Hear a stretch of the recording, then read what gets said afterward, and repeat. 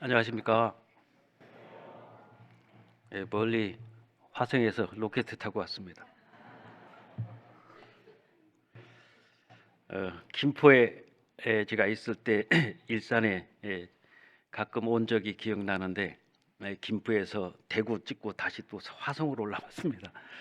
경기도를 떠나지 못하는 것 같은데 소중한 시간이 되었으면 좋겠습니다. 함께 기도드리고 시작하겠습니다.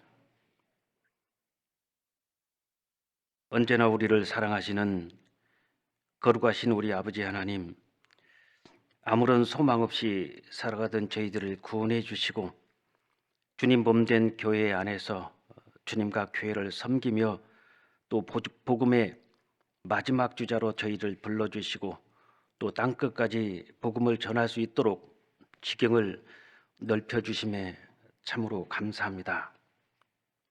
세상에 수많은 종교들이 있지만 생명 없이 외치고 있습니다. 하지만 저희들을 하나님께서 구원해 주시고 이 생명의 복음을 전할 수 있도록 큰 사명과 소명을 주심에 감사합니다.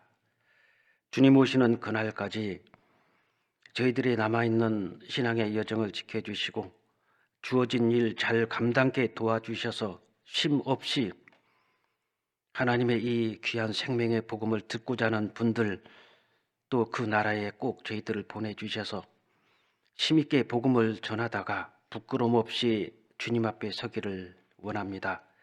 마지막 주자답게 또 그리스도인답게 우리의 남은 삶이 하나님께 온전히 영광드리고 세상의 빛과 소금으로 부족함이 없이 살아가도록 지켜주시기를 원합니다. 이 시간 여러 가지 사정으로 인하여 이 자리에 참석하지 못한 형제자매님들 긍휼히 여겨주시고 또 병석에 누워 계시는 우리 성도님들 계십니다. 일일이 기억해 주시고 비록 병석에 누워 있지만 낙심하지 아니하고 또 하나님 건강을 회복시켜 주셔서 함께 교제케 도와주시옵소서. 우리 일산교회 하고자 하는 모든 일들이 아버지 하나님의 뜻 가운데서 순적히 이루어지도록 도와주시고 이곳에서 복음을 전하고 계시는 나상법 목사님 그리고 이하 우리 전도인들과 모든 성도님들 개인마다 가정마다 하나님 은혜롭게 지켜주시고 또 귀히 주님의 영광을 위해서 사용해 주시옵소서. 이 시간도 거룩하신 주님께 부탁드리며 우리를 죄에서 구원해 주신 고마우신 주 예수 그리스도 이름으로 기도드렸습니다.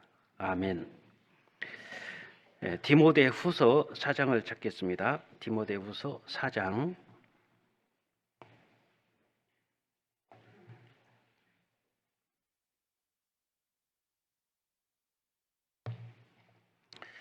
디모데후서 4장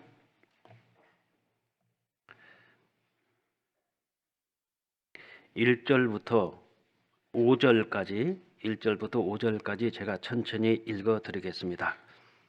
신약성경 디모데후서 4장 1절부터 5절까지입니다. 하나님 앞과 산자와 죽은 자를 심판하실 그리스도 예수 앞에서 그의 나타나실 것과 그의 나라를 두고 엄히 명하노니 너는 말씀을 전파하라. 때를 얻든지 못 얻든지 항상 힘쓰라. 범사의 오래 참음과 가르침으로 경책하며 경계하며 권하라. 때가 이르리니 사람이 바른 교훈을 받지 아니하며 귀가 가려워서 자기의 서액을 좇을 스승을 많이 두고 또 그 길을 진리에서 돌이켜 허탄한 이야기를 좇으리라. 그러나 너는 모든 일에 근신하여 고난을 받으며 전도인의 일을 하며 내 직무를 다하라. 그 다음에 7절, 8절은 같이 읽겠습니다. 내가 선한 싸움을 싸우고 나의 달려갈 길을 마치고 믿음을 지켰으니 이제후로는 나를 위하여 의의 면류관이 예비되었으므로 주 곧 의로우신 재판장이 그날에 내게 주실 것이니 내게만 아니라 주의 나침을 사모하는 모든 자에게니라. 감사드립니다. 그 다음에 10절은 제가 읽어드리겠습니다. 대만은 이 세상을 사랑하여 나를 버리고 데살로니가로 갔고 그레스 걔는 갈라디아로 디도는 달마디아로 갔고 11절 누가만 나와 함께 있느니라 네가 올 때 마가를 데리고 오라 저가 나 일에 유익하니라. 아마 디모데후서 4장은 아마 많이 들으셔서 잘 아실 것 같습니다. 오늘은 주제를 어떻게 정해볼까 생각하다가 바울 사도의 유언과 같은 디모데후서 4장을 좀 묵상하고 상고하도록 해보겠습니다. 저도 화성에 온 지 오늘 올 1월 달에 왔습니다. 아직은 좀 따끈따끈한데 벌써 1년이 지나간 것 같습니다. 굉장히 좀 시간이 빠르다는 것을 좀 실감하는 것 같습니다.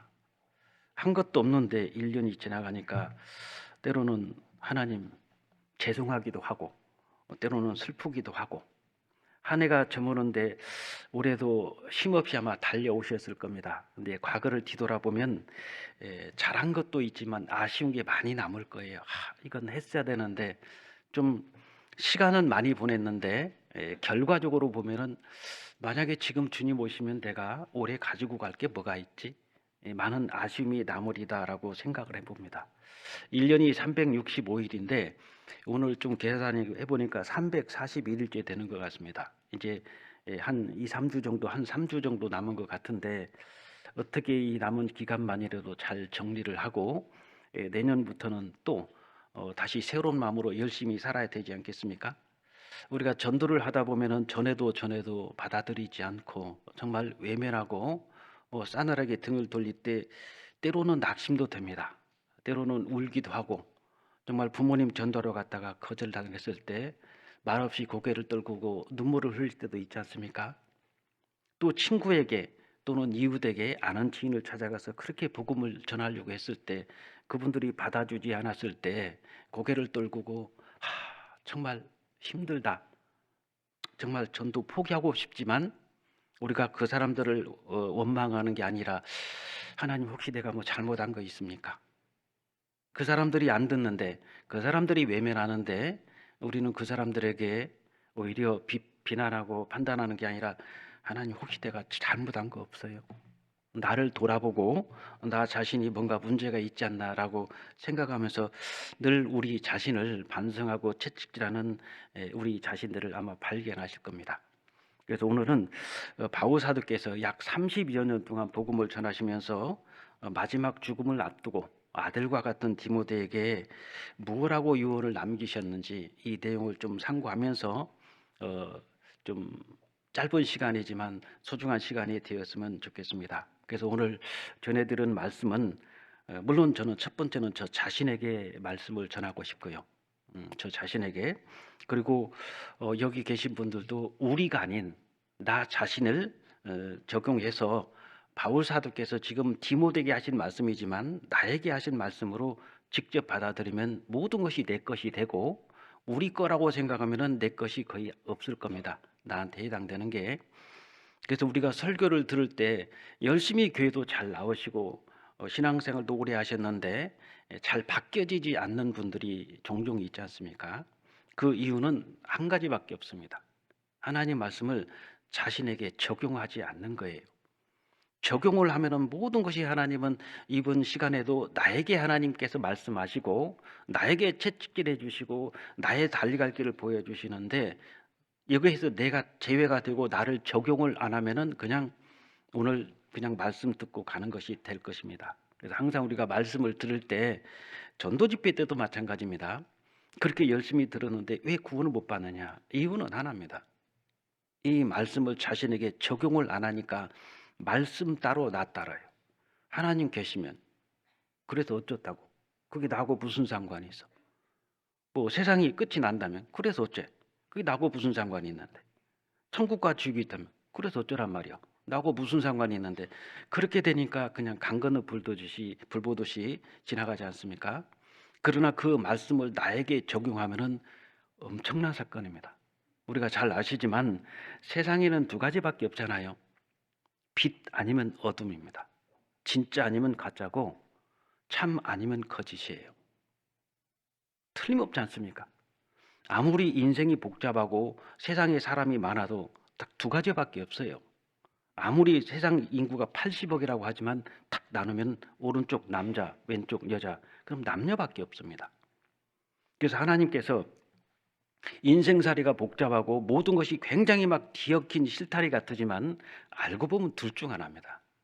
어느 편에 내가 서 있느냐, 거기에서 자기의 운명이 바뀌어지잖아요. 하나님 편에 서 있느냐, 마귀 편에 서 있느냐. 너는 선이냐 악이냐, 빛이냐 어둠이냐, 참이냐 거짓이냐, 둘 중 하나는 우리는 따라가는 겁니다. 가운데는 없어요. 둘 중 하나를 가고 있는데, 그러다가 언젠가 우리는 진리 되신 하나님을 만나고 말씀을 만나서 내가 지금까지 잘못 왔구나, 잘못 가고 있구나, 이걸 정확하게 깨달았을 때 이러면 안 되지라고 결정은 자기가 하는 겁니다. 스스로 선택하고 결정은 본인이 하잖아요. 그리고 올바른 길로 내가 방향을 틀었을 때 이제 그 주님을 따라서, 하나님을 따라서 정로로 가게 되지 않습니까? 그래서 우리가 말씀을 듣고 전도 집회를 하는 것은 올바른 선택, 현명한 선택을 도와드리는 겁니다. 나의 생각, 나의 고집, 나의 어떤 가치관, 내가 생각하는 모든 것들이 과연 이게 진리인가, 정답인가 아니라면 올바른 선택과 현명한 선택을 도와주는 게 우리가 성경 강연회고, 또 주일날이나 수요일날 말씀 때도 우리가 신앙생활을 하는데 내가 지금 잘 가는 거야, 잘못 가는 거야, 그 올바른 선택을 하나님께서 매주마다, 주일마다, 수요일마다, 모임 때마다 올바른 선택으로 정로로 가라고 가르쳐 주지 않습니까? 그래서 이 말씀을 들을 때 좀 중요한 것은 하나님의 말씀을 나에게 적용을 하면서 들으시면은 여러분들은 엄청난 변화가 일어날 것입니다. 하늘에서 아무리 비가 쏟아져도 쇠도띠아 뒤집어 놓으면 한 방울도 안 들어가지 않습니까? 그러나 바르게 논다면은 대야가 가득 넘치도록 채워질 겁니다. 하나님의 말씀은 이슬이요 가는 비와 같다고 말씀하셨는데 우리에게 촉촉히 적셔 주십니다. 우리가 한 주를 살고 또 3, 4일을 살다 보면은 메마른 땅처럼 내 마음이 바짝 말라 있어요. 그때마다 우리가 수요일 날 또는 주일 날 오셔서 말씀을 들을 때 메마른 나의 마음을 촉촉히, 정말 단 이슬처럼 단비처럼 내려주는 하나님의 말씀이 나를 적셔주고, 거기서 또 새싹이 돋아나고 열매가 맺히지 않겠습니까? 그걸 받아들이지 않는 것은 뒤집어 놓는 겁니다. 하나님 말씀을 받아들이지 않는다는 것은 대야를 뒤집어 놓는 것 똑같잖아요. 그러니까 들어도 변화가 안 일어나고, 들어도 나에게 역사는 안 나타나는 겁니다. 그래서 가장 중요한 것은 우리가 교제를 나오는 것도 중요하고 말씀을 읽는 것도 중요하고 듣는 것도 중요합니다. 그러나 정작 중요한 것은 나의 삶에다가 말씀을 적용하시면 나는 하나님을 따라서 가는 것이 정확하게 될 것입니다. 그래서 오늘 말씀도 정말 디모데에게 바울 사도께서 마지막 정말 사랑하는 아들 같은 디모데에게 해주고 싶은 말이 많지만은 디모데후서 4장을 딱 정리를 해보면 그렇게 복잡하지는 않습니다. 먼저 디모데후서 4장 1절을 보면은 하나님 앞과 산자와 죽은 자를 심판하실 그리스도 예수 앞에서 그의 나타나실 것과 그의 나라를 두고 엄히 명하노니, 이원치고는 참 심각하지 않습니까? 굉장히 엄하게 명령을 하십니다. 그래서 1절에서 4절까지 보면은 복음을 전하는 데는 때를 얻든지 못 얻든지, 이게 뭐겠습니까? 핑계하지 마라, 환경 탓하지 마라, 환경을 초월해서 복음을 전파하라. 1절에서 4절을 좀 이렇게 핵심을 묻는다면 그런 것이고, 그 다음에 이제 5절에서 7절은 어떠한 고난이 와도 전도자로서의 그 직무를 다하라. 힘들다고 어렵다고 포기하지 말라는 거잖아요. 때로는 우리가 복음을 전하다가 힘들고 어려울 때는 낙심하고 포기하는 경우가 많이 있습니다. 제가 얼마 전에 어떤 분이 구원을 받으셨는데 얼마 안 돼요. 몇 달밖에 안 되는데 그분이 그러더라고요. 저분 때문에 내가 구원 받았는데, 자기는 1층 사고 저분은 2층 사는데 계속 전도를 해서 그만 좀 하시라고. 나 교회 다니고 있으니까 그만 좀 하시라고. 그래서 한 번은 좀 짜증나게 얘기를 했답니다. 됐다니까요. 그만 좀 하세요. 짜증나요. 그리고 딱 외면했는데 또 만났어요. 어디서 만나냐면은 그 실내 수영장인가 거기서 만났는데 또 다가오는 겁니다. 또 나가서 얘기하니까 아우 정말 지겹네 하고 들었는데 구원받았어요. 그러니까 만약에 그분이 마지막에 전도를 안 했다면 이분은 안 받았을 겁니다. 근데 너무나 똑 부러집니다. 그래서 우리가 포기하면 안 되겠다. 때를 얻든지 못 얻든지 그렇게 자존심 상할 정도로 자기는 심하게 얘기를 했답니다. 짜증을 내면서 그만두시라고. 왜 이렇게 일하는데 자꾸 사람을 괴롭히냐고. 그만하시라니까요. 됐어요. 저도 다니고 있다니까요. 이렇게 했을 때 웬만하면 됐어. 그래, 속으로 그러겠죠. 나는 당신에게 전도는 안 하겠다. 지옥 가면 당신이 가지 내가 가는가? 라고 포기할 수 있습니다. 그런데 또 했어요. 제가 32번 만에 구원받으신 분 봤거든요. 32번을 전도했는데 그 사람이 31번 때 딱 얘기했을 때 다시는 내가 안 들으려고 했는데 32번째 얘기했을 때는 안 들을 수가 없더래요. 그래서 들었답니다. 그리고 구원받았는데 그분이 간증하는 거예요. 저분이 집요하게 나한테 전도를 했는데 내가 31번까지 내가 강의 부탁을 받았는데 안 들었다. 근데 32번째는 이거 안 들으면 안 되겠다 싶어서 들었다는 겁니다. 그분이 구원받았어요. 그분이 들어서 구원받았습니까?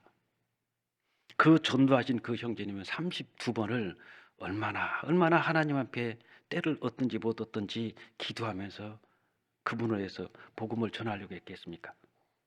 저도 구원받은 지 28년 동안 불교를 다녔기 때문에 기독교하고는 완전히 담산 사람입니다. 근데 말씀을 듣는데 아무런 어려움이 없었어요. 그래서 구원받고 월요일 날, 주일 날 말씀을 듣고 월요일 날 출근했더니 직장에서 모이라는 겁니다. 다 모였는데 제가 그런 말을 했어요. 말 들어보니까 구원받는데 마귀가 역사에서 굉장히 방해가 있다고 그러는데 저는 아무런 방해가 없었다. 마귀가 내가 무서운가 보다. 나를 안 건들더라. 그랬더니 저를 인도하신 형제님이 한마디 툭 던졌습니다. 형제님, 이 회사에 입사할 때부터 나는 형제님 딱 기록해놓고 수첩에다 써놓고 하루도 빠진 적이 없습니다. 2년을 기도했대요. 충격적이잖아요. 저 사람이 뭔데? 왜 저분이 나하고 무슨 상관이 있다고 나를 위해서 2년 동안 기도를 하지? 대부분이 나에 있는 것을 빼앗으려고 하잖아요. 돈이 있다면 돈을 욕심에 내고 세상의 친구는 술 친구 아니면은 뭐 담배 친구, 노름 친구 다 그런 거잖아요. 어찌하든 나에게 뺏으려고 하는데 저분은 나하고 전혀 모르는데 왜 나를 위해서 그토록 기도를 해 주었을까? 내가 마귀가 나를 방해하지 않은 것이 아니라 저분의 기도가 마귀를 막아줄까나 너무너무 감사하잖아요. 그래서 이 5절부터 7절까지 내용을 보면은 어떤 고난이 와도 전도를 하는데 그 직무를 다 하라. 포기하지 마라. 핑계대지 마라. 변명하지 말아겠죠. 그 다음에 8절을 보면은 주님의 재림을 사모하고 면류관을 추구하라. 우리가 사모하는 것은 뭐가 있습니까? 이미 구원은 받았고 이제 주님 오시는 그날 이 세상에 있는 모든 것들은 다 마치고 고생 끝. 이 세상의 모든 생로병사, 의식주 걱정 끝. 그 다음에 행복시장 영혼으로 들어가지 않습니까? 그러니까 그것을 재림을 사모하면서 면류관을 추구하면서 살아라. 그리고 9절부터 22절까지 내용은 주님과 교회를 절대로 떠나지 마라. 그러면서 데마를 소개합니다. 이 데마라는 사람이 처음 시작할 때는 바울사도하고 동역자였습니다. 굉장히 앞장서서 열심히 복음을 전했어요. 근데 마지막 때 되니까 데마는 이 세상을 사랑하여 나를 버리고 데살로니가로 갔고, 데마가 하루아침에 확 떠난 게 아니잖아요. 같이 바울 사도가 동역자로 함께 했지만은 서서히 데마 안에는 자기도 모르게 마치 뱀이 개구리를 탁 물면은 한꺼번에 꼴깍 삼키지는 않습니다. 탁 물고 있으면은 개구리가 뒷다리를 탈탈탈탈 털어요. 가만히 있습니다. 조금씩 개구리 못 느껴요. 조금씩 뱀은 개구리를 삼키고 있는 겁니다. 이 데마라는 사람이 자기도 모르는 사이에 조금씩 세상이 파고들기 시작했어요.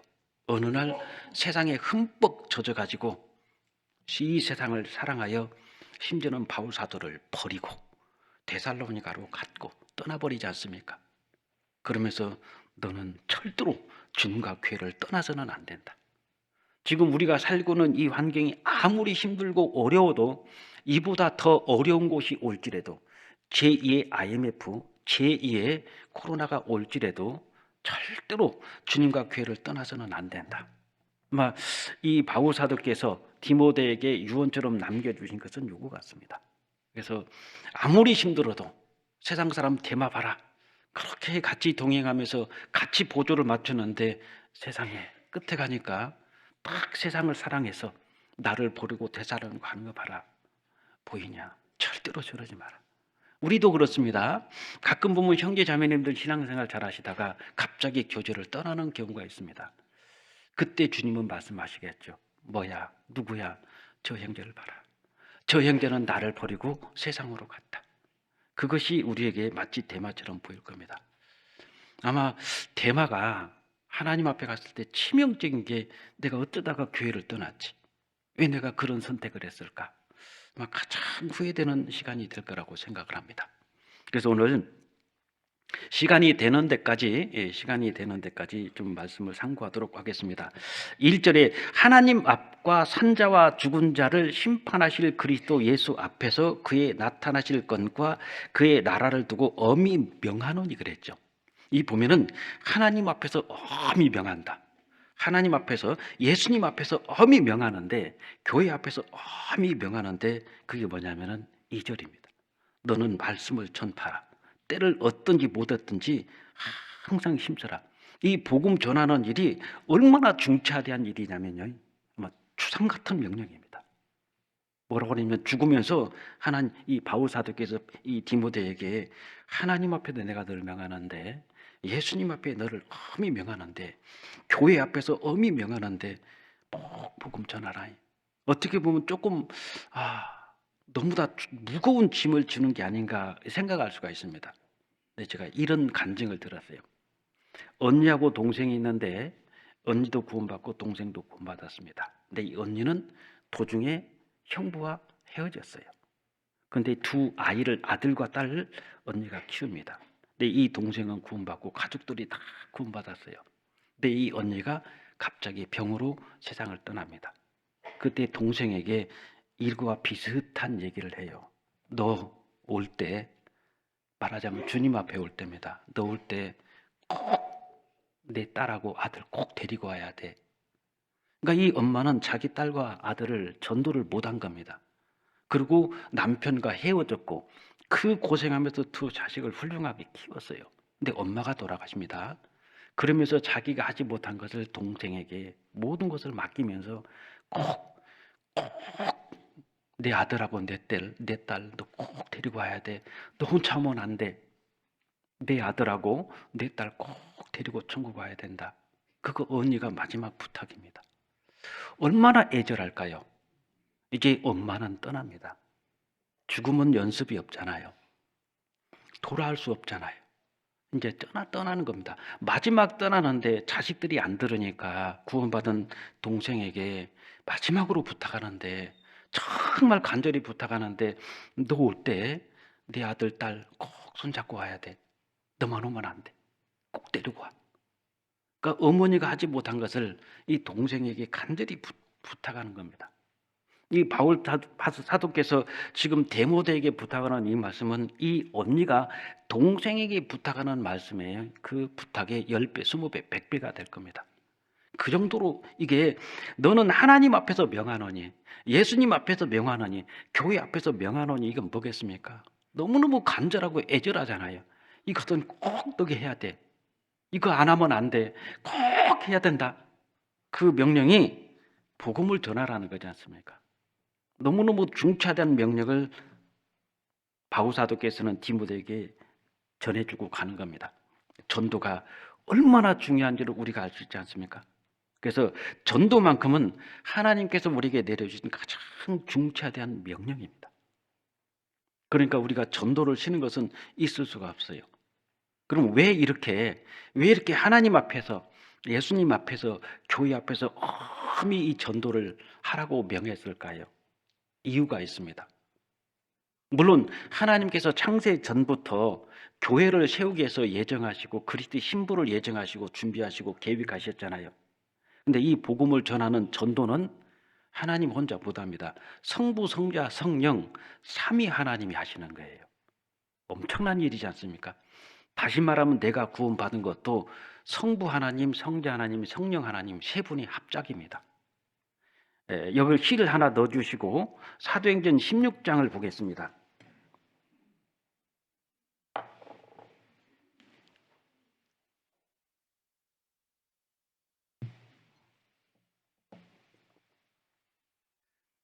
사도행전 16장 6절부터 10절까지를 제가 천천히 읽어드릴 테니까 펜이 있는 분은 한번 동그라미를 쳐보면 좋겠습니다. 사도행전 16장 6절 성령이 아시아에서 말씀을, 여기다 성령을 동그라미 한번 쳐보세요. 성령이 아시아에서 말씀을 전하지 못하게 하시거늘 부르기아와 갈라디아 땅으로 다녀가 무시아 앞에 이르러 비두냐로 가고자 애쓰되 예수의 영을 동그라미를 쳐보세요. 예수의 영이 허락지 아니하는지라.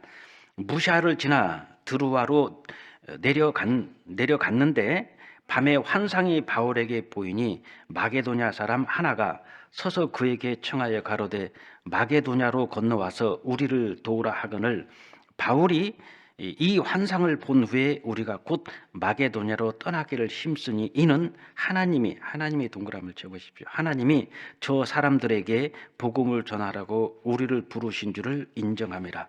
복음을 전하는데 성령이, 예수의 영이, 하나님이 저들에게 복음을 전하라. 그러니까 이 복음을 전하는 전도는 하나님이 하시는 가장 큰 일이 바로 죄인을 구원하는 일이지 않습니까? 이걸 성부 하나님, 성령 하나님, 성자 하나님, 성삼위 하나님께서 이 복음을 전하는 일이기 때문에 이 복음을 전하는 일은 중단해서는 안 된다. 왜냐하면 죄인을 구원하는 일이 하나님이 하는 일이 최고 큰 일이지 않습니까? 근데 이 죄인을 구원하는 일은 오직 하나밖에 없어요. 돈으로 할 수도 없고 기적을 행해서 되는 것도 아니고 폭력을 써서 구원받게 할 수도 없는 것이고 오직 하나입니다. 전도밖에는 없어요. 구원받게 하는 길은 다른 게 없지 않습니까? 오직 복음을 전하는 일, 전도밖에 없어요. 그러니까 죄인을 구원하는 것이 전도 외에는 뭐가 있습니까? 그러니까 전도는 중단돼서는 안 됩니다. 그래서 바울 사도께서 이 전도, 복음을 전하라는 것은 하나님 앞에서, 예수님 앞에서, 교회 앞에서 엄히 명한다. 그러니까 절대로 포기한다든지 좌절한다든지 낙심한다든지 여기서 그만둬서는 안 된다. 이건 성삼위 하나님의 명령입니다. 이 복음을 전하는 일은 하나님 혼자 못한다. 예수님 혼자도 못한다. 성령이 혼자도 못한다. 이 성삼위 하나님이 공동 합작이 복음을 전하는 일입니다. 이 일에 내가 빠져서 되겠냐 이거죠. 정말 세상에서 이렇게 큰 일은 없잖아요. 고린도전서 1장을 보겠습니다. 고린도전서 1장 21절.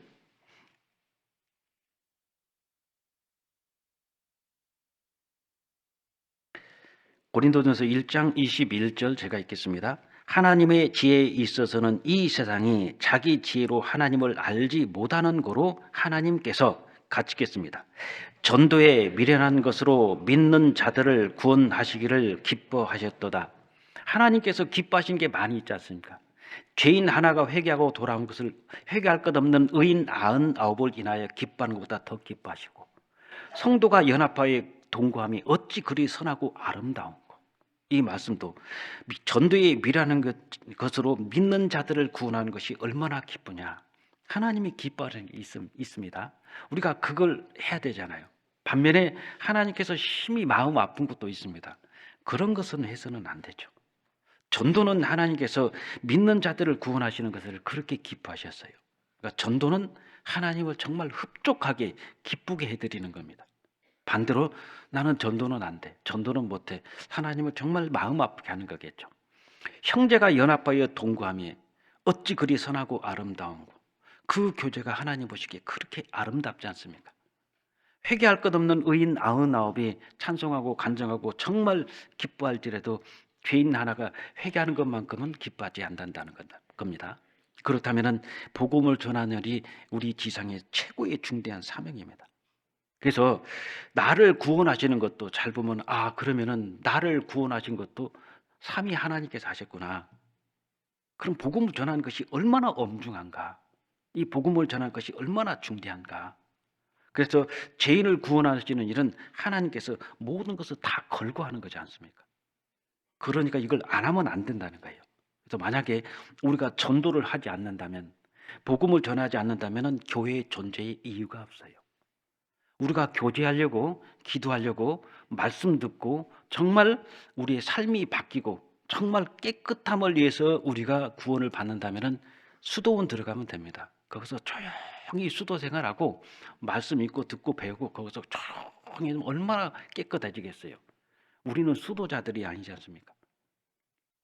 하나님께서 우리에게 주신 것은 기도하고 말씀 듣고 정말로 교제하고 이것이 아니라, 그것이 목적이 아니라 그것을 통해서 가장 중대한 죄인을 구원하는 일을 우리한테 맡겨주셨는데, 이것이 되지 않는다면 교회의 존재의 이유가 없잖아요. 우리가 복음을 안 전한다고 생각해 보십시오. 우리 가족들, 나 지금 한 명도 전도 못했어요. 내가 우리 집에서 구원받은 존재의 의미가 뭐겠습니까? 아직도 우리 가족 구원받은 사람이 없다고. 그럼 내가 우리 집에서 구원받은 이유가 뭐죠? 분명히 사도행전 16장 31절 말씀은 주 예수를 믿어라. 그리하면 너와 내 집이 구원을 얻으리라. 이건 하나님의 약속입니다. 저도 구원받고 어머니 아버지를 생각하니까 전도를 해야 되겠는데 사랑이 안 가요. 어머니에는 사랑이 안 가는 겁니다. 왜냐하면 어려서부터 어머니가 38년 동안 무당을 하고 그 밑에도 있다 보니까 무당만 생각나요. 어머니 때문에 피해 본 것만 생각나는 겁니다. 왜냐하면 길거리를 가면은 손가락질해. 점쟁이 아들 야채, 무당 아들이. 제가 그때 어머니가 너무나 원망스러웠어요. 어쩌다가 내가 이런 집에 태어났지. 어머니가 고맙기는커녕 어쩌다가 내가 이런 데서 태어났지. 막 부모가 원망이 되는 겁니다. 근데 구원을 받았는데 쉽게 떠나가지를 않았어요. 근데 어느 날 말씀을 듣다가 주 예수를 믿어라. 그리하면 너와 내 집이 구원을 얻으리라. 이 말씀이 응답이잖아요. 너 구원받은 이유가 뭔데? 기도하라고, 교제 잘해라고, 말씀 잘 배우라고. 그것이 목적이면은 네 가족은 주 예수를 믿어라. 그럼 너와 네 집이 구원을 얻는다는 것은 너를 통해서 네 집이 구원을 받는 것이지, 너 구원받으니까 가족이 천국 가냐? 그럼 너의 가족이 천국과 지옥은 너한테 달려있다.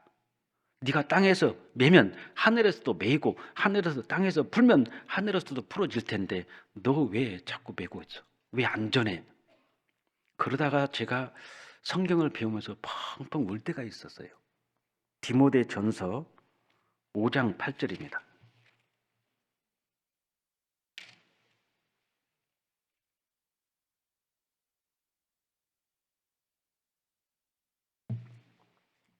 디모데전서 5장 8절 같이 읽겠습니다.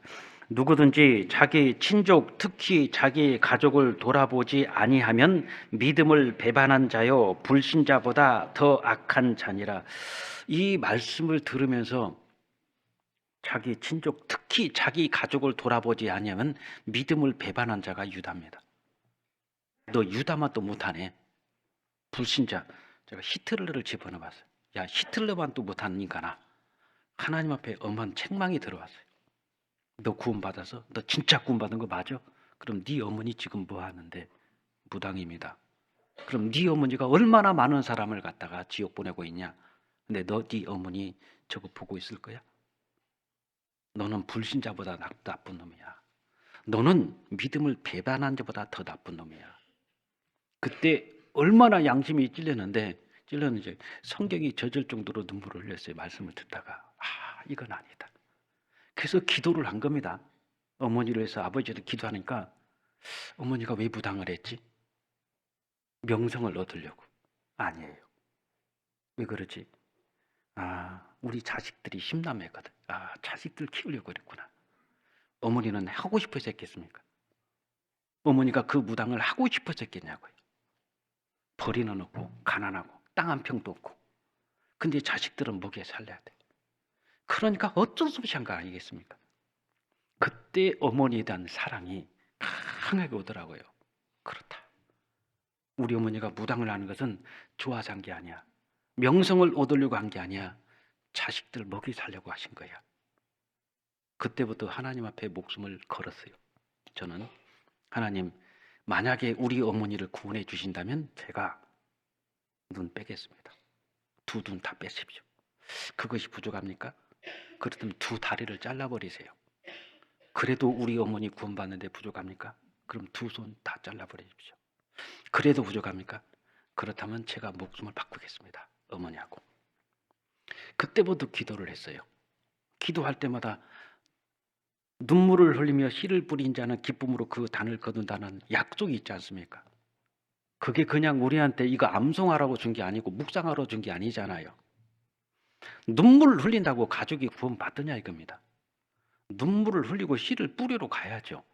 아니, 방에서 눈물을 흘리고 있으면 곡식이 저절로 나오냐고요. 눈물만 흘려서 될 게 아니라 기도하면서 눈물을 흘렸으면 씨를 뿌리러 가야 될 거 아닙니까? 한 달에 4번씩 찾아갔어요. 이 경기도 수원에서 전라북도 진안까지. 그때는 차가 있습니까? 그냥 시내버스 타고 가는 거예요. 한 달에 4번은 매주마다 갔어요. 그리고 주일날은 전주께서 말씀 듣고 올라오고. 눈물을 흘려서 될 일이나 눈물을 흘리며 씨를 뿌리는 것이 중요하지, 씨를 뿌리는데 눈물이 없어도 안 되지 않습니까? 눈물을 흘리면서 씨를 뿌린다는 것은 하나님이 보시지 않습니까? 얼마나 애절하면, 얼마나 간절하면 저렇게 눈물을 흘리면서 씨를 뿌릴까? 하나님이 감동을 받아야 됩니다. 우리의 기도가 하나님을 움직여야 돼요. 여호수아는 태양을 움직였고 달을 멈췄지만, 태양을 멈췄지만 우리의 기도는 하나님을 움직이지 않습니까? 마가복음 5장에 12년 동안 혈류증 걸린 여인이 정말 이 의원 저 의원, 이 병원 저 병원, 이 약 저 약 다 먹어봤지만 병은 더 중해졌고 자기 가진 모든 재물은 다 허비했습니다. 이제 끝장나는 거예요. 그런데 예수님만 만나면 죽은 자도 살아나고 문둥병, 개머거리, 소경, 쩔뚝발이, 중풍병자 다 살아난다. 그렇다면 이 여자에게는 예수님만 만나면 돼. 어떻습니까? 예수님이 지나가는데 가서 뒤에 옷자락을 잡았습니다. 예수님이 가다가 걸음을 멈췄잖아요. 누가 내 옷 잡았다. 제자들은 그랬습니다. 아유, 이 많은 사람이, 군중들이 막 주님 붙잡고 한두 명이 잡았습니까? 아니야, 잡은 사람이 따로 있다.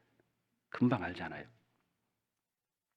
그 예수님이 옷자를 붙잡는 순간 이 혈류증 걸린 여인은 그 즉시로 모든 병이, 근원이 말랐다고 그랬죠.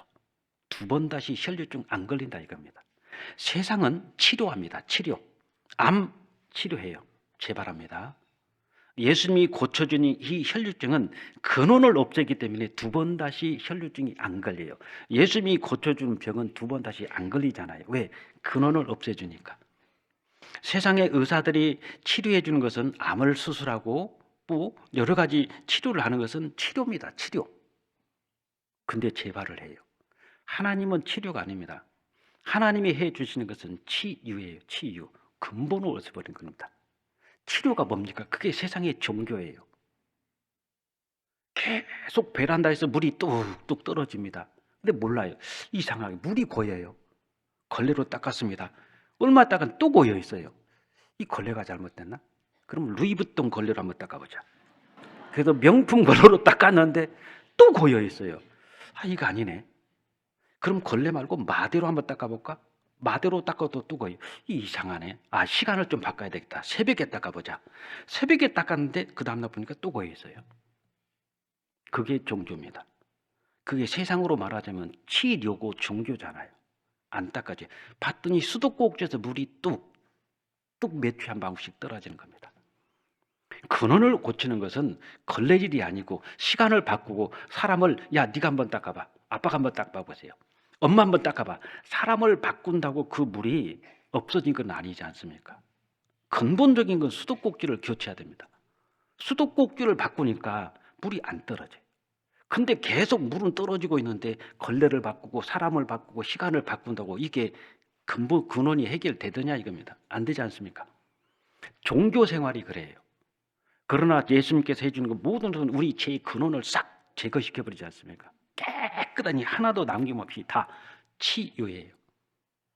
세상의 종교가 다 치료입니다. 새벽마다 기도하죠. 그게 치료하잖아요. 걸레질하는 겁니다. 새벽이 안 되니까 그러면 철야기도 한번 해보자. 쫙 작정기도 한번 해보자. 3기도 한번 해보자. 기도 시간을 바꾸고 장소를 바뀐다고 죄가 없어집니까? 그게 걸레질하는 겁니다. 그렇게 해서 없어지지 않잖아요. 하나님은 근원을 바꿔주시는 겁니다. 그래서 저도 말씀을 듣다가 저 복음을 전해야 되겠다, 그냥 오직 그것만. 근데 결국은 하나님께서 그 기도를 들어주십니다. 우리는 하나님의 걸음을 멈춰야 돼요. 이 혈류증 여인이 걸린 여인이 예수님께서 걸어가시는데 그 걸음을 멈춘 사람이 누구냐? 이 여자였어요. 이 여자는 예수님의 걸음을 멈췄습니다. 다시 말하면 우리는 하나님의 걸음을 멈출 수 있는 사람이에요.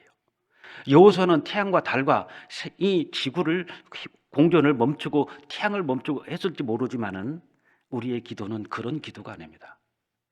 태양을 멈추시고 지구를 멈추고 달을 멈추신 하나님의 걸음을 멈추게 하는 게 우리잖아요. 하나님의 걸음을, 하나님이 가는데 주여, 하나님의 걸음을 멈추게 하고 나를 향해서 뒤돌아보게 하는 것이 우리들의 기도고 우리들의 외침 아닙니까? 전도가 그냥 되더냐고요. 하나님의 움직임을 멈춰야 되지 않습니까? 하나님, 저 좀 쳐다보십시오. 저희 이 간절한 소원, 저 우리 가족 전도하고 싶어요. 전도 집회에 있다니까 한번 쭈루루 가서 말씀 한번 들어보자고. 됐다, 그만둬라. 그럼 아버지 내년에는 들읍시다. 이렇게 해서 10년 지났지 않습니까? 전도가 그렇게 해서 되던가요? 전도는 그렇게 되는 게 아닙니다. 우리가 전도를 등한히 한다면 아마 모든 만물이 우리한테 판단할 겁니다. 시편 19장을 한번 보겠습니다.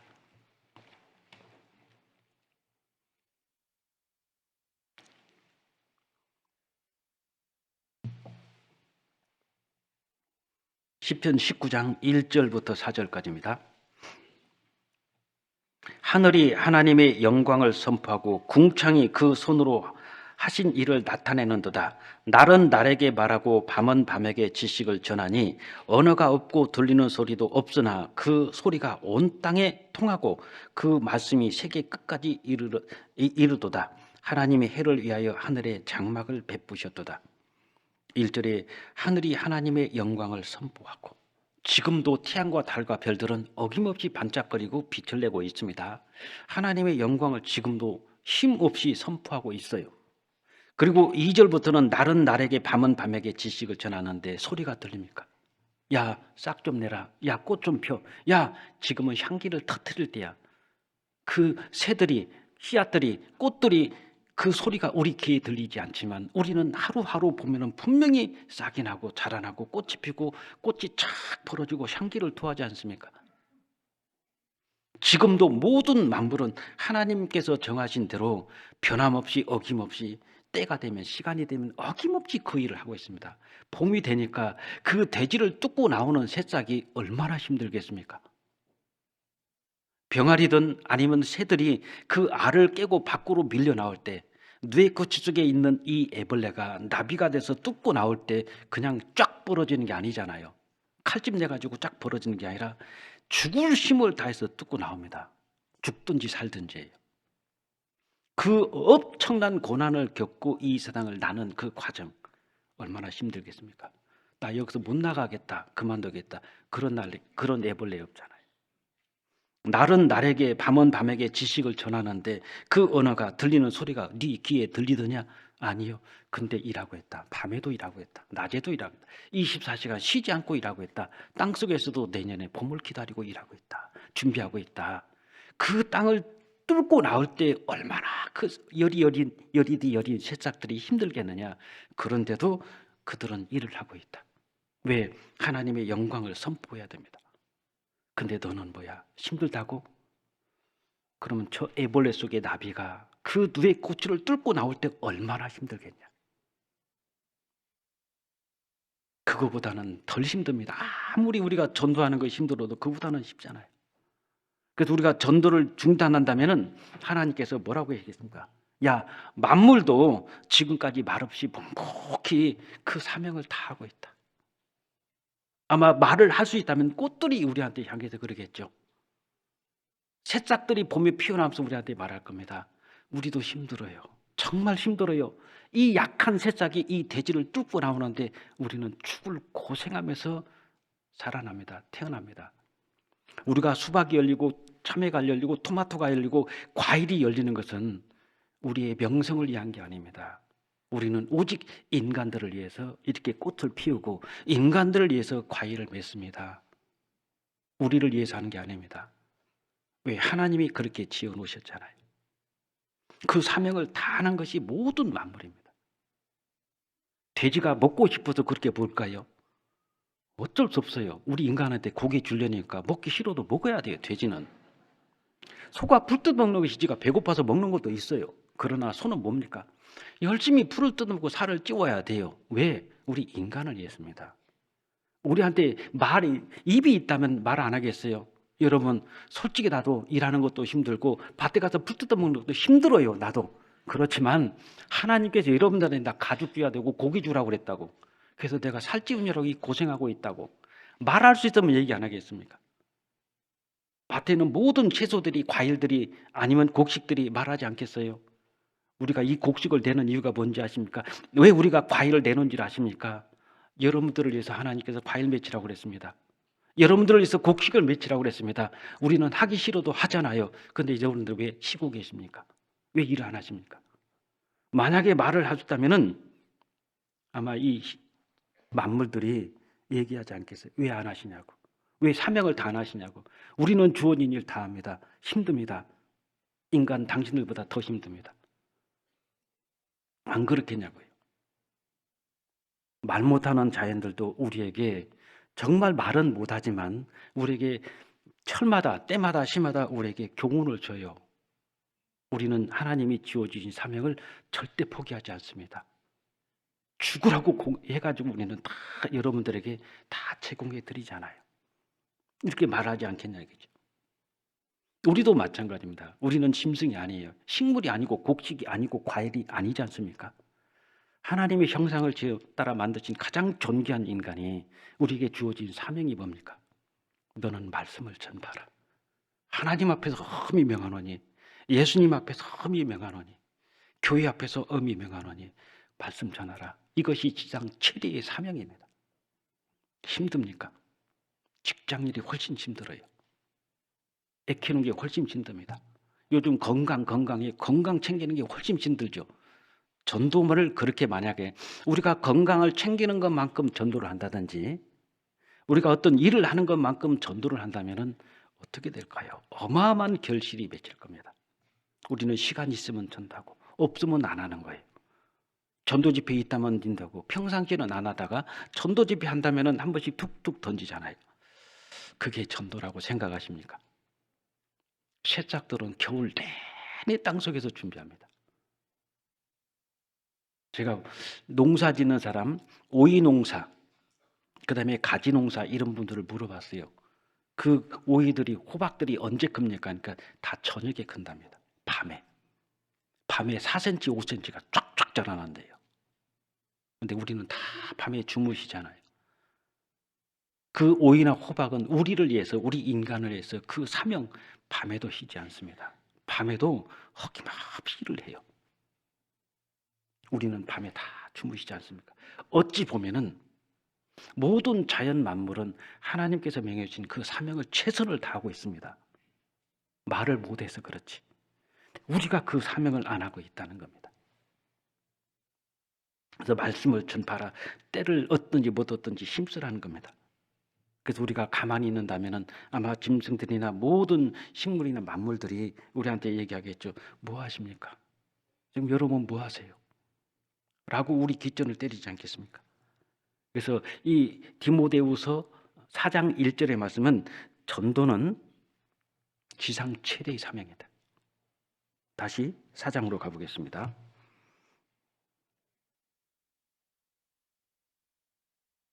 2절 전도만큼 소중한 건 없어요. 아무리 우리가 교제가 잘 되고 뭐 봉사도 잘하고 희생도 잘하는데 전도를 안 하면은 사실상 교회의 존재의 의미가 없잖아요. 2절 너는 말씀을 전파하라. 때를 얻든지 못 얻든지 항상 심쓰라. 범사의 오래 참음과 가르침으로 경책하며 경계하라. 이 말씀은 모든 환경을 초월해서 복음을 전하라는 겁니다. 때를 얻든지 못 얻든지 기다리지 마라. 전도서 보면 풍세를 살피는 자는 파종하지 않는다고 그랬죠. 아우 내일 비 올 것 같으네. 오늘 저녁에 뭐 내일 날 뜨거울 것 같아. 이렇게 풍세를 살피면서 내일은 바람 불 것 같고 비 올 것 같네. 내일 씨앗 못 심을 것 같아. 자꾸 핑계를 대는 겁니다. 그러니까 풍세를 살피는 자는 파종하지 않는 겁니다. 자꾸 핑계를 댄다는 거잖아요. 우리 아버지는 안 돼. 우리 어머니는 안 돼. 자꾸 우리가 풍세를 살펴요. 진단은 하나님이 내리고 처방은 하나님이 하시고 나는 어머니 아버지를 하나님 앞으로 모시고 가는 것이 내 역할인데 내가 모시고 가기도 전에 처방을 다 내려요. 우리 아버지는 이래서 안 되고 우리 어머니는 이래서 안 돼. 우리 형님은 이래서 안 돼. 누구는 이래서 안 돼. 처방을 내가 다 내립니다. 그리고 모시고 가지도 않아요. 이것은 아니지 않습니까? 때를 얻든지 못 얻든지 기다리지 마라. 풍세를 살피지 마라. 포기하지 마라. 변명은 사치입니다. 변명하지 말라는 거예요. 변명보다는 우리는 일단 시도해야 됩니다. 시도하고 끝까지 전하면 돼요. 저도 가족 전도 다 했어요. 제가 구원받고 처제, 집사람 제일 먼저 생각나죠. 바로 밑에 여동생, 그리고 여동 누나, 큰 누나 구원받고 난 다음에 이제 아버지. 그래서 아버지 어머니 전도해가지고 구원받고 그 다음에 이제 처갓집 가는 겁니다. 장인, 장모님 구원받고 처제 받고 처남댁 받고 그 다음에 조카들 다 데리고 다 조카들 다 끝까지 남아있던 가족들이 저희는 이복입니다.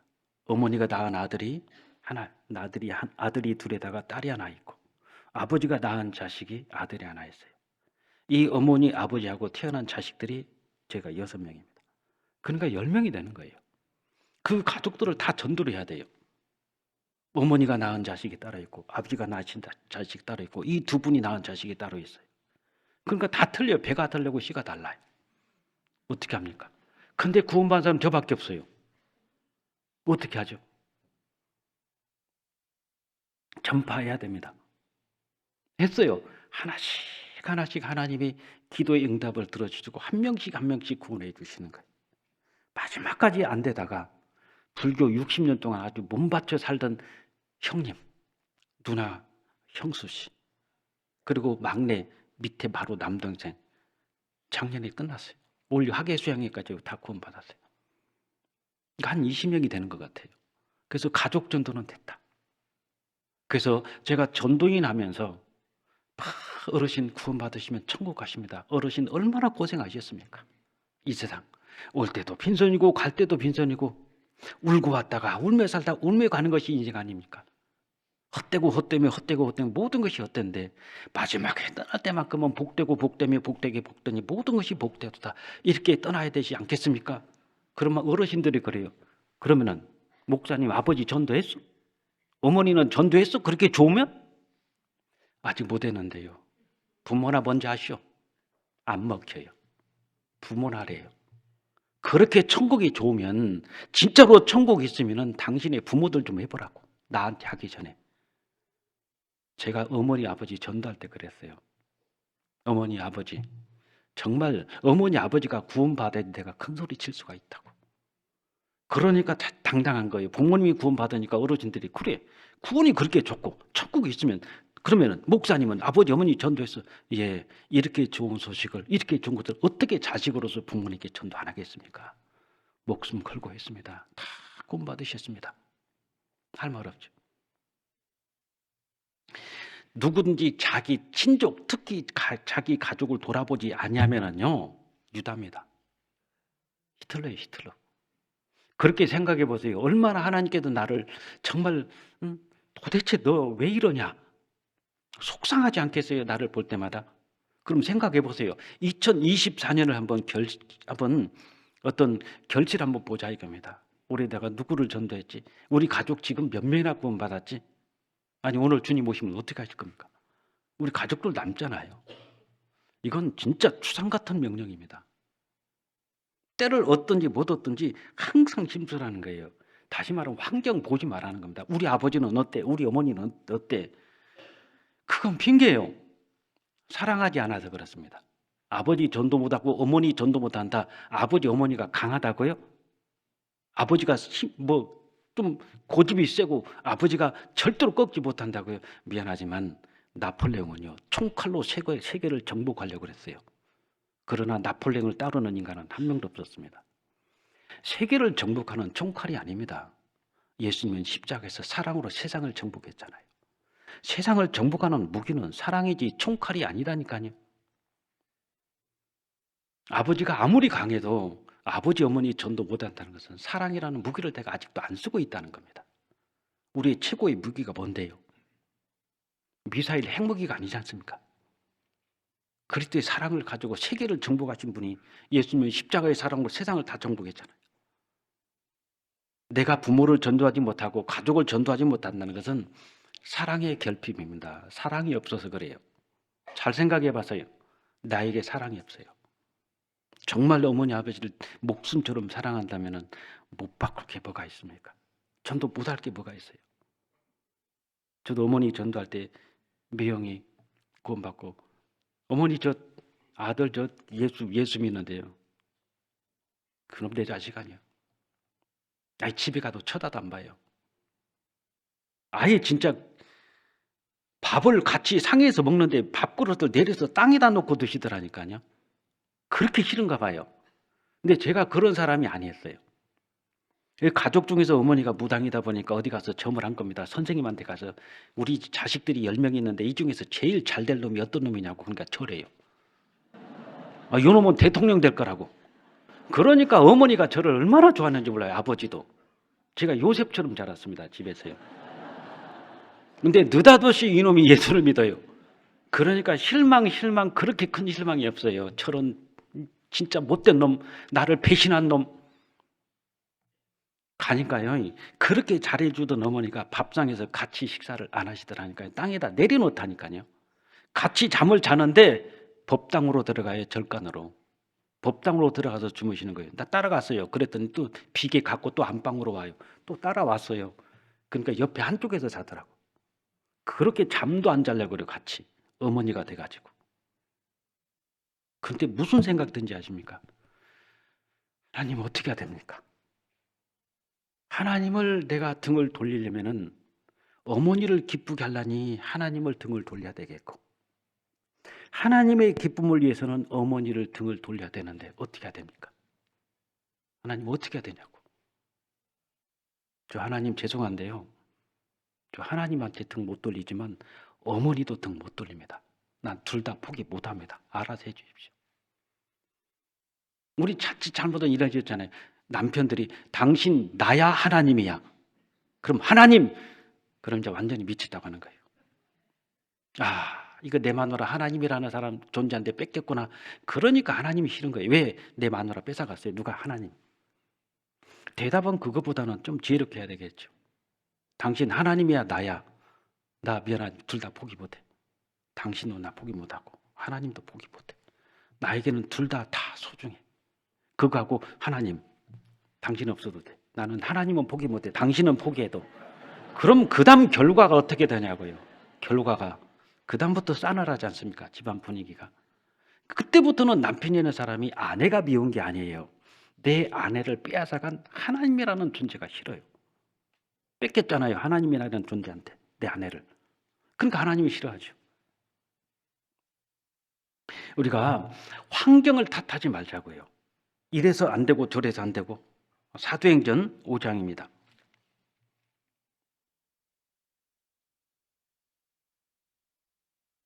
5장 40절.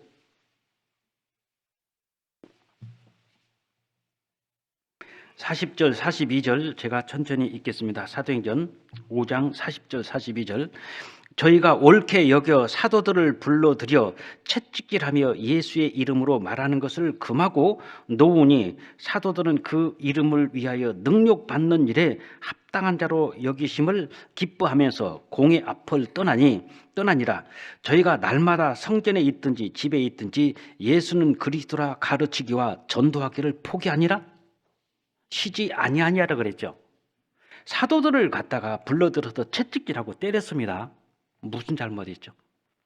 이 복음을 전하는 사도들을 채찍질하고 능욕받는 일에 사도들은 합당한 자를 여기고, 야, 우리 이러다가 진짜 죽겠다, 우리 이제 복음 그만 전하자. 그게 아니라 전도하기를 쉬지 아니하니라 그랬죠. 여러분 맞은 적이 있습니까? 복음 전하다가 채찍질 당한 적이 있으세요? 없잖아요. 복음 전하다가 아버지가 복음 전하는데 그냥 느닷없이 뺨을 탁 때렸다고 봐봐요. 억울합니까? 조폭한테 맞는 것보다 100번 낫잖아요. 아버지한테 딱히 맞았어요. 서운하십니까? 아버지 원망스러워래? 내가 잘못하고 딱히 맞을 수도 있잖아요. 근데 나는 복음을 전하는데 아버지가 내 얼굴을 사정없이 후리쳤을 때 우리는 정말 감사해야 됩니다. 아버지한테 맞는다는 것이 얼마나 감사해요. 근데 내가 나쁜 일을 하고 아버지께서 더 이리 와. 네 아비를 이렇게 망신시키냐 이놈 하면서 싸대기를 탁 쳐 돌렸어요. 예, 그러면은 진짜 억울하죠. 내가 어쩌다 이랬지. 그러나 우리 잘못 없이 아버지한테 뺨 맞을 수 있잖아요. 침뱉음 받을 수 있잖아요. 우리는 그런 적 없습니다. 마태복음 26장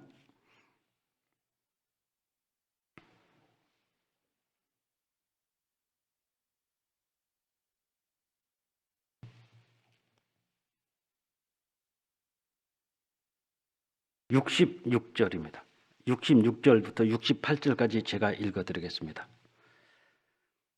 마태복음 26장 생각이 어떠하뇨? 대답하여 가로되 저는 사형에 해당하니라 하고 이에 예수의 얼굴에 어떻게 하죠? 침뱉으며 주먹으로 치고 혹은 손바닥으로 때리며 가로되 그리스도야 우리에게 선지자 노릇하라 너를 친 자가 누구냐 하더라.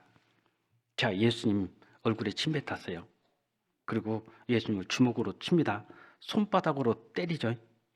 뒤통수를 느닷없이 탁 누가 때렸냐? 이 정도입니다. 주님이 우리를 구원하기 위해서 이 받은 수모와 고통은 말할 수가 없는 겁니다. 이거 어떻게 말로 표현하죠? 그러니까 찬송가도 그렇죠. 하늘을 두 눈머리 삼고 바다를 먹물 삼아도 하나님의 그 크신 사랑을 다 기록할 수 없다. 저 바닷물이 오대양에 얼마나 많습니까? 저게 다 잉크라고 그러고 이 우주가 종이라고 했을 때 하나님의 사랑을 다 바닷물을 찍어서 글을 써도 다 못 쓴다. 하늘이 부족하고 바닷물이 잉크가 부족하다는 겁니다. 그 어마어마한 사랑을 우리가 받았잖아요. 이분이 누군데? 예수님이 창조주 하나님이셔요. 이 우주 만물을 직접 능력의 말씀으로 창조하신 그분을 갖다가 얼굴에 침 받습니다. 얼굴에 침 뱉으며 주먹으로 치고 손바닥으로 때리고 가로되 그리스도야 우리에게 선지자 누가 때렸냐? 한번 알아맞혀봐. 이 정도 되면 우리는 아마 반 죽일 것 같아요. 아마 내가 구원 안 받았는데 내 얼굴에 침 뱉었으면 그 사람은 그날 죽습니다. 가만히 안 있죠. 여러분들 가만히 있겠어요? 조폭이 만약에 내 얼굴에 침을 뱉으면 아마 그걸 다 가슴에 새기겠죠. 언젠가 너는 내 손에 죽을 거야. 아마 이를 갈겠죠. 그래도 조폭을 때리려고 이 원수 갚으려고 할 겁니다. 우리가 구원 안 받았다면. 근데 예수님 얼굴에 침 뱉었어요. 주먹으로 때렸습니다. 이사야서는 수염을 집어 뜯었어요. 근데 아무 말을 안 해요. 그냥 걸어가시는 겁니다. 이 정도로 우리가 수모를 당하면서 전도하신 적은 없을 겁니다. 근데 바울사도는 상상 못하는 수모를 당하면서 복음을 전했어요. 그러니까 이렇게 말할 수 있는 겁니다. 때를 얻든지 못 얻든지. 고린도 후서 11장 여기서 하나만이라도 해당되는지 한번 찾아보세요. 고린도 후서 11장 23절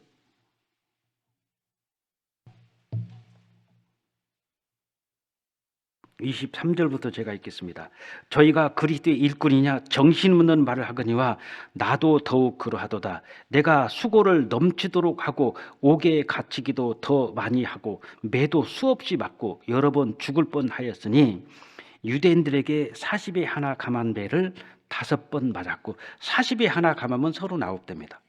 39대를 5번 맞았습니다. 그럼 40대 맞았다고 해도 5, 4, 20, 200대니까 한 대씩 빼니까 5번 195대를 맞았어요. 바울사도. 이게 그냥 대충 이제 이 정도 아니겠죠. 아마 태장으로 떼는지도 모릅니다. 태장으로 맞으면은 그 상처가 죽을 때까지 안 지워진답니다. 그럼 바울사도가 40에 하나 감한매를 5번 맞았고 3번 태장으로 맞았어요. 태장으로 맞으면은 그 짝짝 찢어진 그 살갗이 아물지만은 상처가 죽을 때까지 그 흔적이 남아있대요. 안 없어집니다. 그리고 일주야를 기쁨에서 지냈으며 여러 번 여행의 강의 위험과 강도의 위험과 동족의 위험과 이방인의 위험과 신의 위험과 광야의 위험과 바다의 위험과 거짓 형제의 위험을 당하고, 여기서 하나라도 해당됩니까? 내가 바울 사도가 이 고난 당하면서 복음을 전했던 하나라도 해당되는 게 찾아보세요. 없어요. 바울 사도께서 갈라디아서 6장 그 끝부분에 가면은 이제 나를 더 이상 괴롭게 하지 말라고 그랬습니다. 괴롭게 한다는 게 이방인이 아니잖아요.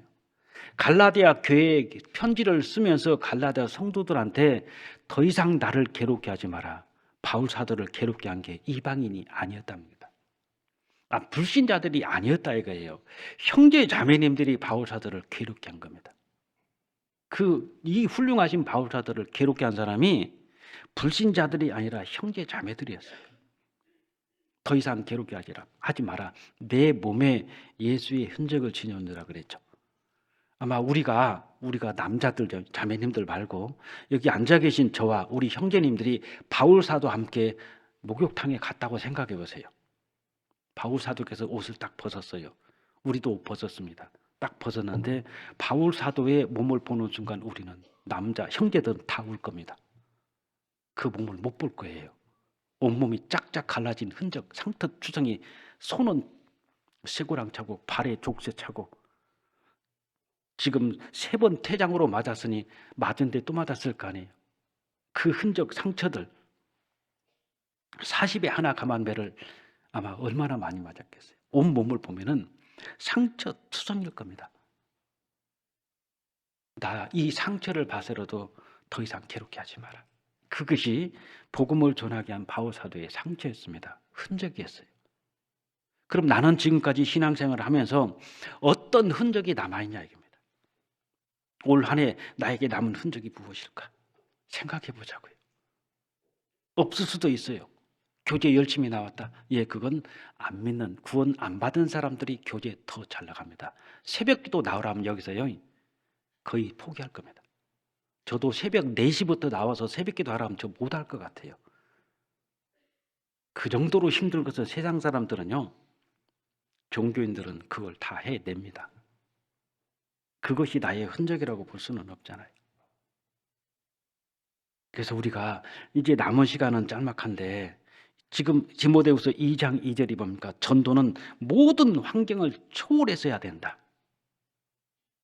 그러니까 이런저런 정말 사치스러운 핑계 대지 말고 모든 것을 푹 초월해서 복음을 전하라. 그게 2장이지 않습니까? 그래서 어려움이 올 때 우리가 보면은 정말 힘들 때가 있어요. 왜냐하면 우리가 주님을 따라간다고 말을 하는데, 주님을 따라가는데 절대적으로 필요한 것이 십자가를 짊어지지 않고는 미안하지만 못 따라갑니다. 내가 십자가 지지 않고 주님 따라가요? 그럼 주님은 십자가 지고 정말 피 흘리면서 가고 있는데 우리는 뒤에서 팔짱 끼고 주님 구경하고 간다. 이건 신앙생활 아니죠. 내가 주님을 적어도 따라간다면 나는 반드시 십자가를 져야 됩니다. 그런데 구레네 그 사람 시몬에게 예수님이 십자가를 짊어지라고 그랬죠. 안 지려고 그랬어요. 억지로 짊어지라고 했습니다. 그 짊어진 십자가는 어떤 십자가인지 아시죠? 예수님의 온 몸에서 흘린 피가 묻어 있는 피 묻은 십자가입니다. 그 피 묻은 십자가를 어떤 사람이 자기 몸에, 자기 옷에 피 묻는 걸 원하겠습니까? 혐오스러웠을 거예요. 안 지려고 그랬죠. 안 지려고 했습니다. 근데 이 십자가는 그냥 십자가, 통나무 십자가가 아니라 예수님의 피가 묻은 십자가입니다. 그 피는 내 옷에, 내 몸에, 내 전 생애에 묻어야 돼요. 예수님의 피가. 그 묻히기 싫습니까? 그게 십자가 안 진다는 거예요. 내 삶에 예수님의 피가 묻어야죠.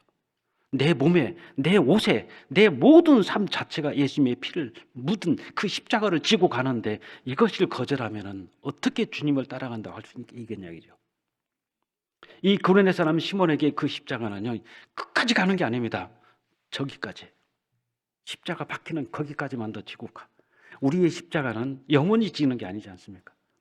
주님이 오시는 그날까지만 지고 가면 됩니다. 근데 이 십자가가 보통 십자가가 아니에요. 예수님의 피가 묻은 십자가입니다. 그 피가 내 옷에 묻을까 봐 거부하십니까? 예수님의 그 피가 내 몸에 묻을까 봐 거부하십니까? 예수님의 피는 내 옷에도 묻어야 됩니다. 세상 사람들에게 생명을 전해야 될 거 아니에요. 삶 속에서 예수님의 피가 묻어 있어야 돼요. 그래야지 세상 사람들이 우리를 보고 예수님을 믿을 거 아닙니까? 전도는 그냥 말로 하는 게 아니에요. 내 삶이 전도가 돼야 됩니다. 내 삶이. 내 옷에, 내 몸에, 내 삶에 주님의 십자가의 피가 묻어 있어야 돼요. 그것이 진정한 십자가를 지고 가는 사람들의 자세라고 생각합니다. 그래서 디모데후서 4장 2절은 때를 어떤지 못했던지는 하여튼 환경을 탓하지 마라 이거예요. 그리고 바울 사도께서 가장 하고 싶었던 말이 저는 디모데후서 4장 7절이라고 생각합니다. 여기만 조금 보겠습니다. 디모데후서 4장 7절.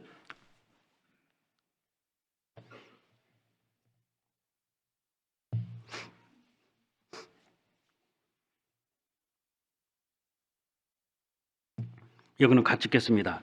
내가 선한 싸움을 싸우고 나의 달려갈 길을 마치고 믿음을 지켰으니. 이것이 바울 사도께서 디모데에게 정말 유언처럼 남기고 싶은 것이 설교였을까요? 야, 내가 설교한 거 그동안 설교한 거 네가 다 메모해가지고 이대로 설교하라? 아니면 내가 그동안 돌아다니면서 열심히 살았던 거 요거 그대로 너 본받아 살아? 그거보다 바울 사도께서 디모데에게 정말 마지막으로 자신에게 유언처럼 남기고 싶은 것은 내가 선한 싸움을 싸웠다. 달려갈 길을 마쳤다.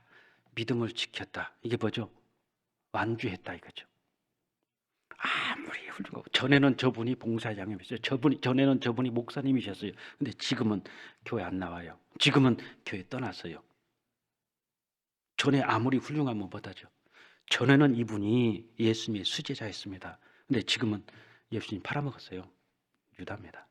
전에는 이 사람이 하나님 앞에서 정말 광명의 천자였습니다. 지금은 마귀가 됐어요. 전에 잘하면 뭐하죠? 유다도 전에는 예수님의 수제자였잖아요.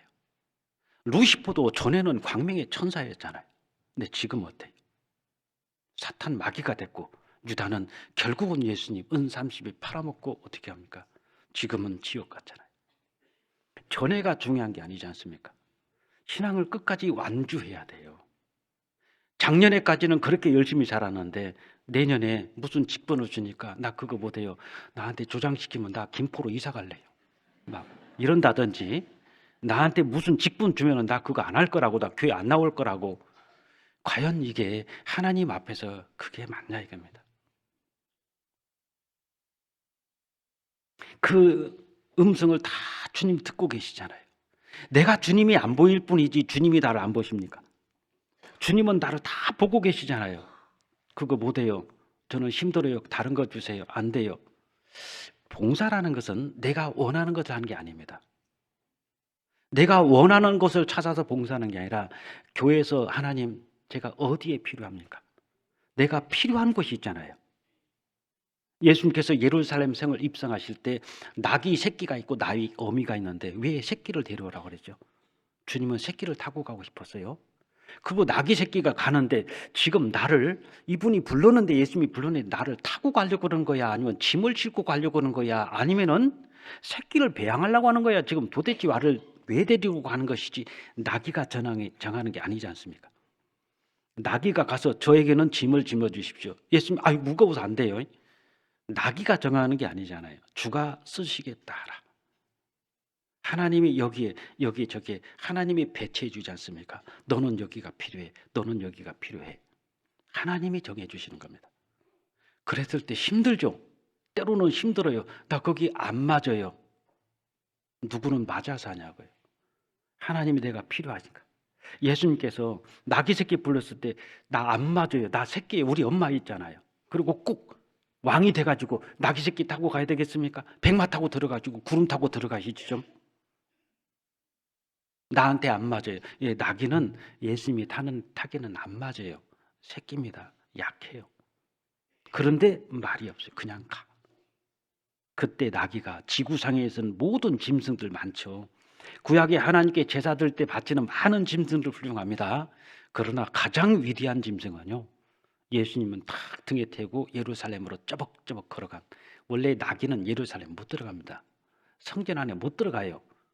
부정한 짐승입니다. 근데 등에 예수님이 타니까 나귀가 성전에 들어가죠. 우리는 이방인입니다. 죄인입니다. 우리 천국 못 들어가요. 우리가 주님을 정말 주님께서 우리를 탁 등에 태우고 가니까 가죠. 우리를 주님이 붙잡아 주시니까 가지, 우리 힘으로 가는 건 아니지 않습니까? 선한 싸움을 싸우고 달려갈 길을 마치고 믿음을 지켰다. 신앙의 완주예요. 완주. 끝까지 가라는 겁니다. 도중에 포기하는 사람은 너무도 안타깝잖아요. 잘했는데, 그동안 잘했는데 왜 저러지? 마음에 안 든다 이거죠. 그럼 마음에 안 들면, 우리가 마음에 들어서 신앙생활하고 마음에 들어서 주님 따라갑니까? 마음에 안 들면 내가 문제가 있으니 주님 나를 부셔주십시오. 나를 고치면서 주님을 따라가는 것이지, 우리가 마음에 안 드니까 떠나고 마음에 안 드니까 못하고, 그건 아니잖아요. 밥 먹을 때 마음에 안 들어, 안 먹으면 어떻게 할 거예요? 자기만 손해지. 마음에 안 들 수도 있고 마음에 들 수도 있고 좋아서 할 수도 있고 안 좋은데도 억지로도 해야 됩니다. 이 구레네 사람 시몬이 억지로 십자가를 지고 갔는데, 로마서 16장 한번 보겠습니다. 어떻게 됐는지.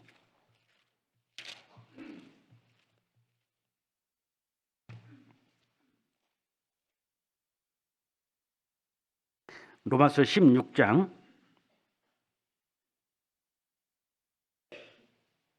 13절. 주 안에서 택하심을 입은 루프와 그 어머니에게 문안하라. 그의 어머니는 곧 내 어머니라. 이 루프와 시몬이 있잖아요. 구레네 사람 시몬과 루프가 가족입니다. 근데 억지로 이 십자가를 지고 갔거든요. 가족들 다 구원받고 그 가족들 이름이 성경에 올라갑니다. 성경이 기록이 돼요. 엄청난 영광이지 않습니까? 그래서 우리가 내년에는 어떤 일이 주어질지 모르지만 적어도 우리가 일을 하는 자세, 마음의 자세는 올해가 마지막이다라는 마음으로 일을 해야 될 겁니다. 어떤 일을 하나님이 주어질지 모르잖아요.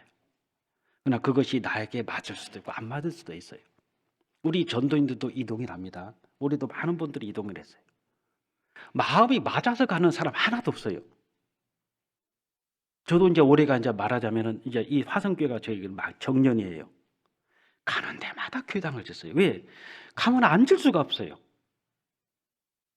가면은 뭐 건물을 좁아가지고 교제가 안 되고, 교제는 장소는 불어나고 부족하고 성도는 늘어나고, 그럼 어떻게 합니까? 가니까 상가에서 살아요. 그럼 상가에서 더 이상 늘어날 수도 없고 얻을 수도 있고 갈 수도 없어. 그럼 어떻게? 또 쳐야 돼. 가는 데마다 그래. 좋은 교회당 솔직히 짓고 싶어서 짓는 건 아니에요. 힘들어요, 솔직히. 여러분들 교회당 재봤잖아요. 교육관 재봤잖아요. 저는 가는 데마다 재봤어요. 가는 데마다. 그래서 마지막에 소원은, 하나님 마지막은 전 조용히 있다 가겠습니다. 조용히. 그리고 하나님, 저도 사람이잖아요. 밖에 나가면은 임대주택으로 들어가야지. 그러니까 조용히 마지막에는 주님 저 교회당 앉는 대로요. 그래서 조용히 조금 모아가지고 임대주택 들어갈 만큼만 하나님 볼게요. 안 돼요, 안 돼. 내 마음대로 돼요? 제가 화성에 오리라는 건요 100만 번 돌리 생각 안 했습니다. 와봤더니 또 상가 건물이요. 6층 7층 상가 건물이에요. 장소 하나도 없습니다. 교제 장소 없어요. 다른 장소 알아봐도 이보다 큰 건물 없어요. 나온 층 없어요. 어떻게 하죠? 방법 없어요. 교당 지어야 됩니다. 그래서 여기 끝나고 저 가서 작정해요. 지금 작정해야 돼요. 방법 없어요. 다 털어야 됩니다. 그냥. 그래서 차를 제가 없애려고 그랬어요. 이 차 없애야 되겠다. 왜? 차가 있으니까 이것도 돈이 들어가잖아요. 그래서 내가 지금 교회 봉고차가 왔어요. 차를 없애려고 생각했는데 우리 집사람한테 어떻게 얘기를 하지? 차를 없애려면 분명히 못 없애게 할 텐데, 우리 집사람이 설교 안 들어요 지금요. 그렇게 얘기하는 거예요. 근데 제가 어저께 이제 갔다가 오늘 아침에 이 승용차를 끌고 오려고 저녁에 이 말씀을 준비하려고 아침에 차를 끌고 주차장에 가서 주차장이 어둡고 차가 빼곡해서 간신히 빠져나갑니다. 잘못하면 다른 차를 긁을 수가 있어요. 요렇게 코너를 도는데 기둥이 있었는데 기둥을 못 봤어요, 제가 지금 저런 분들 잘 안 보입니다. 눈이 아주 안 좋은 사람이에요. 여기는 보이는데 딱 들어가면 안 보여요.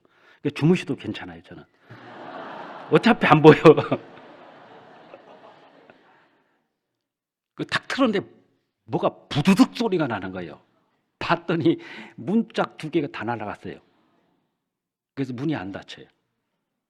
그래서 잘 됐다. 그래서 오다가 어느 교회 봉사장님이 중고차 그 폐차를 하신다고 그래요. 저 봉사장 폐차 지금도 하십니까? 그럼 제 차 좀 폐차 시켜주십시오. 그래서 그럼 내일 내 가짜 보내드릴게요. 내일 중으로 저희 애만은 끝나요. 폐차입니다, 폐차. 방법 없어요. 마지막에 하나님 앞에 바울 사도는 다 바치고 갔습니다. 우리가 이렇게 하나님 앞에 그런 마음 자세로는 살아야 된다. 그래서 주어진 일은 최선을 다해야 되는 겁니다. 주가 쓰시겠다면 어디든 가야 돼. 무엇이든 해야 됩니다. 그게 영광이잖아요.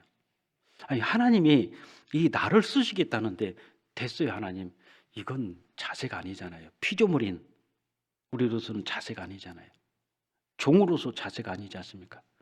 아마 몇 주 전에 이완 목사님 그 주인 앞에 그 종들 하루 종일 밭에서 일하고 양치고 돌아왔는데 집에 와서나 고생했다 시끄라 이게 아니죠. 주인을 섬기는 일을 했습니다. 그렇다고 살해하겠느냐? 아니라 저는 종이로서이다. 마땅히 행해야 할 것을 한 것뿐입니다. 그것이 우리의 자세입니다. 밭에서 일을 하고 양을 치는 것보다 더 소중한 것은 집에 와서 주인을 섬기는 것은 더 중요합니다. 우리 봉사 중요해요. 이런 거 다 중요합니다. 그러나 진짜 중요한 것은 내 마음속에 주님을 섬기는 것은 이건 더 중요합니다. 그래서 기본적인 자세가 나는 주님 앞에 가는 그날까지 섬길 것이다. 그리고 대마처럼 어떤 어려움이 있을지라도 나는 끝까지 이 자리를 지킨다.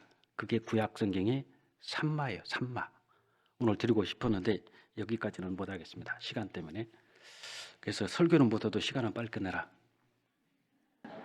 그래서 시간을 지키려고 합니다. 준비는 많이 했는데 못할 것 같아요. 죽어도. 한 50페이지가 되는데 19페이지밖에 못했습니다. 여기까지만 하고 우리가 성경을 몰라서 신앙생활 못합니까? 성경을 몰라서 신앙생활 못하는 분 계세요? 다 알아요. 다만 행함이 안 따를 뿐입니다. 하나님께서 부르심에 대한 응답이 믿음이에요. 믿음에 대한 응답이 뭔지 아시죠? 순종이고 행함입니다. 그 행함으로 나타났을 때 행함으로 믿음이 온전케 되었느니라 그랬죠. 행함이 없는 믿음은 사실상 자랑할 수가 없어요. 입 하나님의 나라는 말에 있지 않고 능력에 있느니라. 몸으로 직접 보여줘야 됩니다. 그래서 로마서 12장 말씀에 하나님께 드리는 신령한 제사, 산 제사가 뭡니까? 너희 몸을 거룩하고 신령한 산 제사를 드리라. 돈으로 제사 드리는 게 아닙니다. 신앙생활 돈으로 합니까? 몸으로 하는 거예요. 돈은 없어도 몸은 있잖아요. 내가 가진 건 없어도 몸은 있잖아요. 우리 신앙생활은 몸으로 하는 겁니다. 몸으로 하는 거예요, 몸으로. 그래서 정말 주님 오시는 그날까지 주어진 일 잘 감당하시고 주님 앞에 섰을 때 부끄럽지 않게. 그리고 올해 내가 전도를 못했다면 내년에는요 기를 쓰고 하셔야 됩니다. 반드시 내가 한 명은 전도할 것이다. 이런 마음자도 하시면은 막 엄청나게 지금 이분들이 여기 앉아 계신 여러분이 한 명씩 전도하죠. 딱 2배입니다. 여기 딱 2배 나타나. 1년 365일 중에 오늘이 341일째각입니다. 앞으로 한 20몇 일 남았는데 365일 동안 한 명 전도 못 하겠냐 이거죠. 그래도 그런 마음으로 한번 전도 열심히 해 주시면 우리가 이 길 끝에서 주님을 만날 겁니다. 자신 있게 당당하게 멋지게 아름답게 주님을 만났을 때 주님께서 나를 꼭 깨안고 하시겠죠. 수고했다. 고생 많았어. 그거면 끝나잖아요. 수고했다. 고생 많이 했지? 됐어. 이제부터는 영원한 안식이다. 그날이 우리에게는 희망이고 소망입니다. 세상 사람 아무 소망 없어요. 우리 같은 사람이 어디가 있습니까? 만약에 여기 앉아 계신 분 중에서 아직 확신이 없다면요, 정말 마음을 비우고 말씀을 들으셔요. 그리고 이 소망을 가지고 사는 사람이 너는 행복자로다. 너같이 구원받은 백성이 어디 있느냐? 행복은 명예가 아닙니다. 행복은 돈이 아니에요. 행복은 구원 받아야지 행복한 겁니다. 그래서 모든 사람이 구원을 받았으니까 행복한 삶을 살다가 주님 앞에 행복하게 만났으면 좋겠습니다. 기도하겠습니다. 하나님 감사드립니다. 오늘도 저희들에게 귀한 하루를 허락해 주시고 하나님께서 허락해 주신 2024년도가 이제 저물어 가고 있습니다. 한 해를 뒤돌아보며 새로운 2025년을 준비하고 다짐하고 각오하는 소중한 시간들이 되게 도와주시고 우리 일산교회 하나님께서 너무나도 크게 사용해 주시고 또 이렇게 귀한 건물도 허락해 주시고 많은 분들 구원받게 해주심에 감사합니다. 우리 형제 자매님들 주어진 일 잘 감당케 도와주시고 주님 앞에 섰을 때 부끄럽지 않도록 하나님 저희들을 합당한 곳에 주님의 영광을 위해서 귀히 사용해 주시옵소서. 모든 것 주님께 부탁드립니다. 우리를 죄에서 구원해 주신 고마우신 주 예수 그리스도 이름으로 기도드렸습니다. 아멘.